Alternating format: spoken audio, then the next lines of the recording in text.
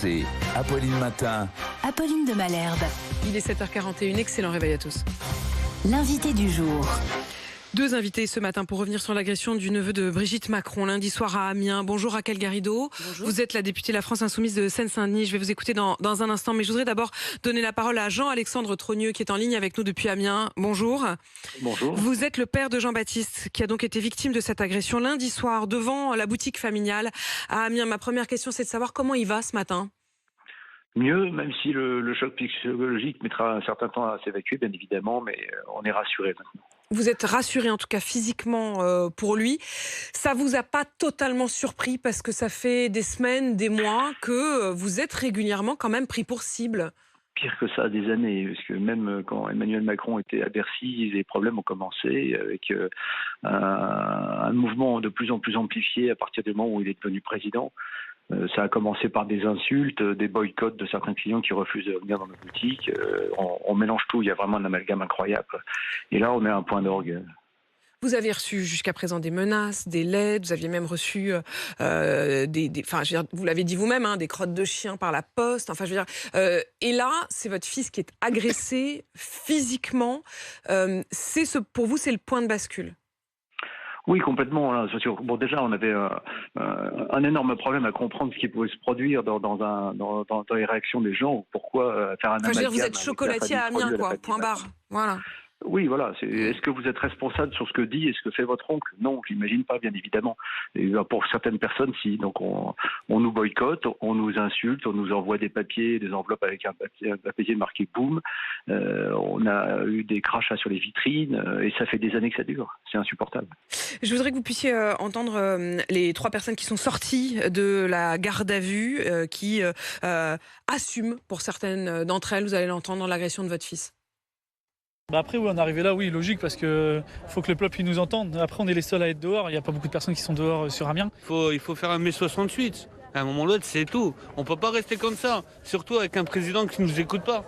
C'est pas parce qu'Aïe, c'est le neveu de Brigitte, il faut le défendre. Non, à un moment donné, c'est bon, on vit dans une drôle de France. Hein. À un moment donné, il faut se réveiller. Hein. Comment vous réagissez, Jean-Alexandre Trogneux ? Je crois que la France est encore en démocratie, donc on a le droit d'avoir les idées que l'on veut, mais est-ce qu'on doit les défendre par la violence et par la révolution? Non, bien évidemment. Ouais, pour vous, c'est quasiment ça. Vous les connaissiez? Ça fait partie de ceux qui manifestaient régulièrement, visiblement, dans les rues d'Amiens, mais peut-être même devant votre boutique? Pas particulièrement. Je n'ai pas vu leur visage et je refuse de le faire parce que la bêtise ne doit pas avoir de visage. La bêtise ne doit pas avoir de visage. Vous le disiez, la démocratie. Et d'ailleurs, la démocratie, c'est aussi que... quel que soit le lien familial avec qui que ce soit, je veux dire, ça n'est pas de la politique. En tout cas, Jean-Alexandre Trogneux, merci d'être passé témoigner ce matin. Et vous nous le dites, votre fils va mieux, même si le choc psychologique est bien sûr important. Merci à vous. Dans ce studio, Raquel Garrido, bonjour. Sur l'aspect politique maintenant. Est-ce que n'empêche pas, pardon, juste si je peux passer un petit message à la famille Trogneux. Je suis rassurée de savoir que Jean-Baptiste Trogneux va mieux, et j'adresse à toute la famille, évidemment, toute mon empathie. Et je n'ose même pas m'imaginer si j'étais dans leur cas, où quelqu'un s'en prendrait à mes enfants ou à ma famille pour m'atteindre moi.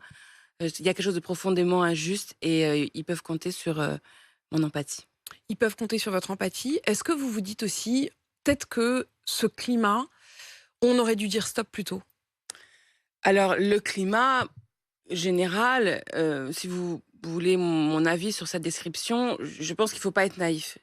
Nous vivons dans une situation aujourd'hui en France qui est dangereuse, qui est belligène. Pourquoi ? Parce que les modalités pacifiques de règlement des conflits politiques sont bouchées.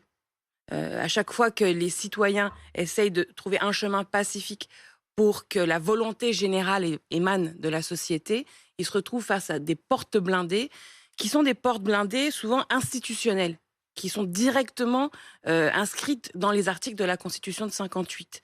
Je prends par exemple l'article 49.3, qui maintenant est devenu connu par tous les Français. Alors, tous les Français aujourd'hui sont un petit peu constitutionnalistes et savent identifier la difficulté. Quand vous êtes, comme nous l'étions le 16 mars, 577 députés réunis dans l'hémicycle pour voter sur une loi, sur la loi retraite à 64 ans, et que 10 minutes avant le vote, le président de la République a décidé que ce vote n'aurait pas lieu parce qu'il n'était pas tout à fait certain de le gagner. Là, vous êtes dans des hauts niveaux, vous n'êtes pas dans les standards démocratiques. Est-ce que ça explique, est-ce que ça excuse? Pas du tout, ça n'excuse absolument pas. Simplement, je dis attention à ne pas être naïf.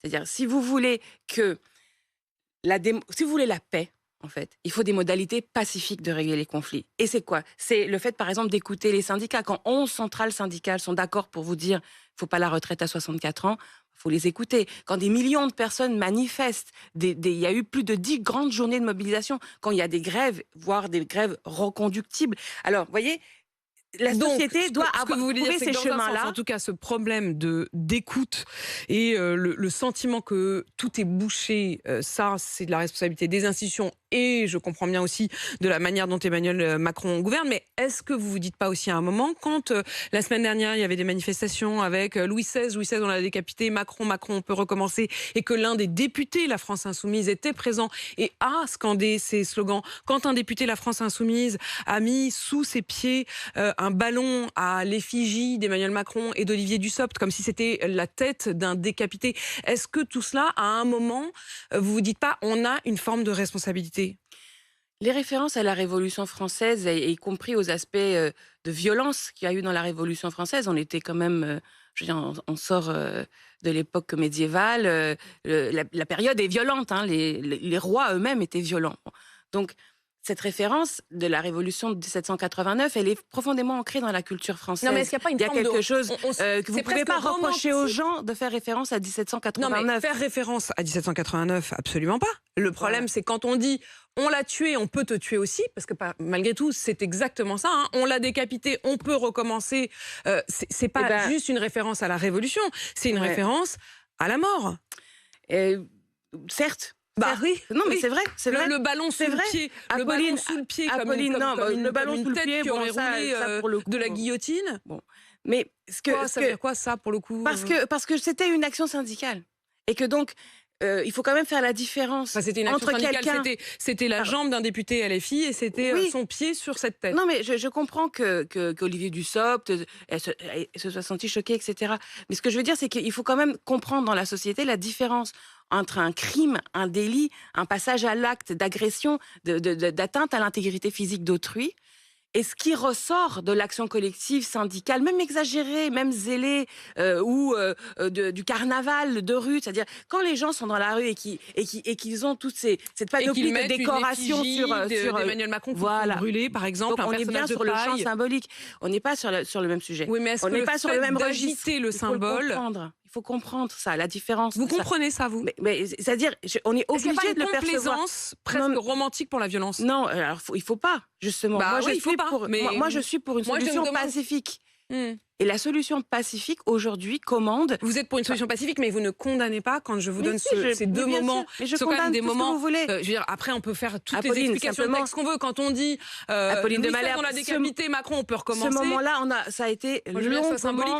Toutes ces choses-là ont été longuement commentées. Ce que je veux vous dire, oui, ça a été commenté, mais voilà où on en est. Être responsable, vouloir sérieusement la paix, ce qui est mon cas. Je veux sérieusement la paix. C'est-à-dire, je veux le consentement dans les institutions. Je veux que les Français, les Français, c'est le peuple, c'est le souverain, d'accord? Justement, à la Révolution française, on a pris la souveraineté de la tête du roi, on le prend entre les mains du peuple. Mais il faut être réellement ce souverain. Là, par exemple, le 8 juin, on a la possibilité à l'Assemblée nationale... c'est pas de notre faute, c'est lui qui a commencé, et puis c'est lui qui a commencé, et puis non, c'est lui. Oui, c'est pas une question de qui a commencé, puisqu'il ne s'agit pas c'est pas une dispute de cours de récréation. Un peu. Non, un peu. Quand Jean-Luc Mélenchon dit bon, on me force à réagir. Là, ce que vous faites là, c'est une erreur grave de diagnostic. Notre Constitution, c'est pas moi qui l'invente, c'est l'article 2, alinéa 5. Le principe qui nous gouverne, c'est le gouvernement du peuple, par le peuple, pour le peuple. C'est écrit noir sur blanc. Donc pour vous, il y a une mésutilisation de la Constitution, il y a un dévoiement de la Constitution. Aujourd'hui en France, il y a une aspiration démocratique, il y a une aspiration souveraine. Le 8 juin, nous avons la possibilité de voter contre la retraite à 64 ans.